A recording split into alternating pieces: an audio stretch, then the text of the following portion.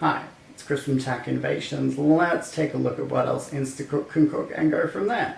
Ricotta and spinach pasta, very nice. It's from, as you can see, I've got the pasta sauce and the pasta.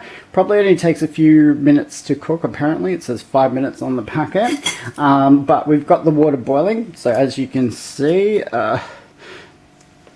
the water is boiling. There we go.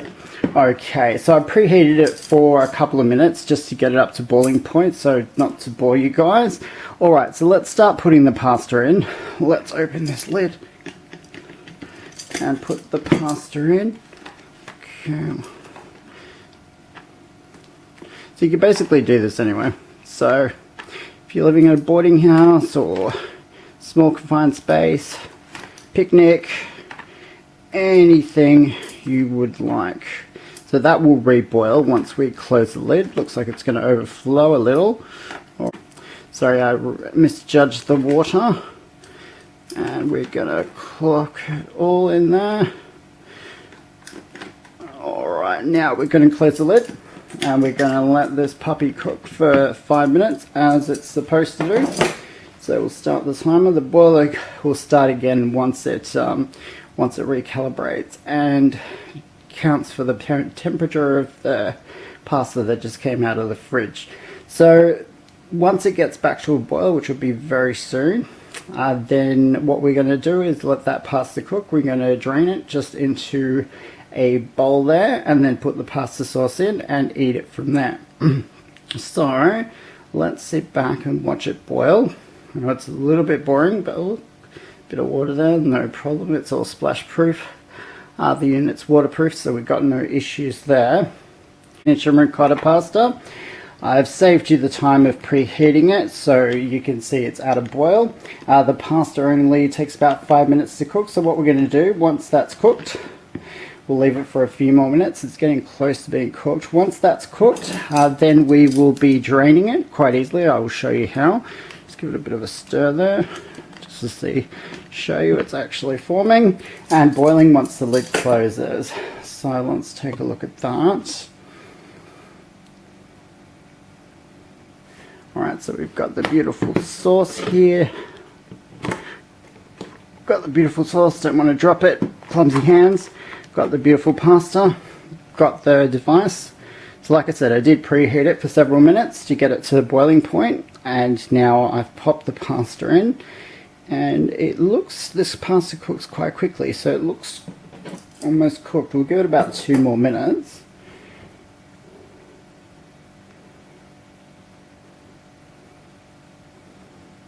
As you can see, it's boiling away, boiling away. This pasta cooks quite quickly, so let's take a look at it. Stir it just a little bit more. Oh, no, it's getting close. Close to cooked. Very close to cooked. As you can see, it is boiling. The temperature gauge will tell you, I'll show you. The temperature gauge is not accurate unless it's off a reflective surface. So it's showing at 83 degrees when it's actually well over 100.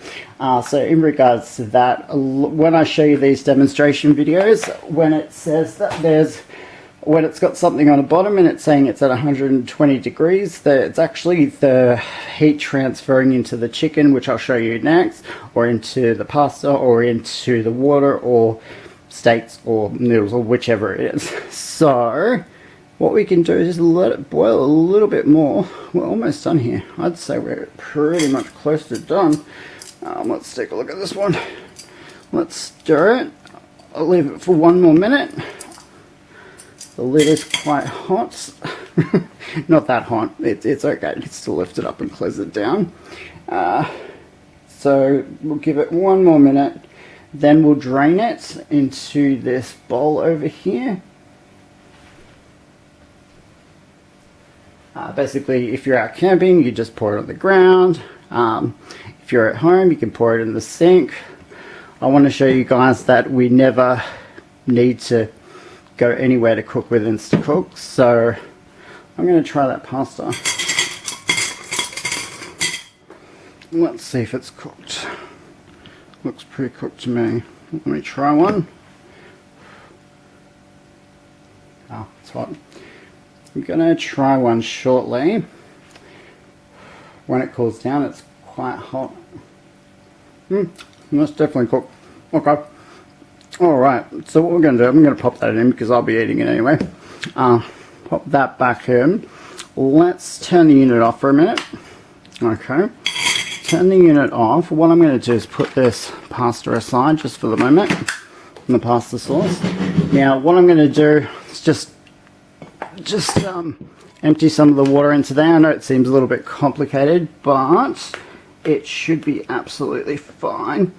Get the battery off. Okay. So what we're going to do, we're going to open the lid slightly. We're going to open the lid slightly. We're just going to pour it all the way in there.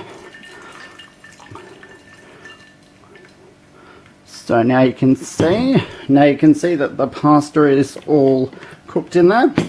What we're going to do is put the battery back on.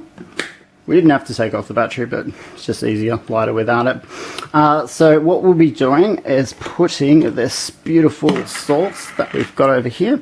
We'll get rid of this for the moment. Okay, so now we've got the sauce, we've got the pasta. What we'll be doing is pouring the pasta sauce in there. Pouring the pasta sauce in there. And just a little bit more. Okay, perfect. That looks great. Alright, so probably should have brought a napkin. Anyway, what we're going to do is we're going to turn this back on just a little bit, get the heat back up there. Going to start stirring it through. I don't want to I like it when the sauce is balanced out evenly. I'm not one of those people with when they get the bolognese and they chuck their sauce in the middle. I like it mixed. I like the sauce on it on every single bit, pretty much even. So I'm pretty fussy when it comes to pasta. This stuff is very good. Ricotta, for all the vegetarians out there, spinach, ricotta, tomato sauce, all that. Let's put that in. It's already hot. Let's let it on.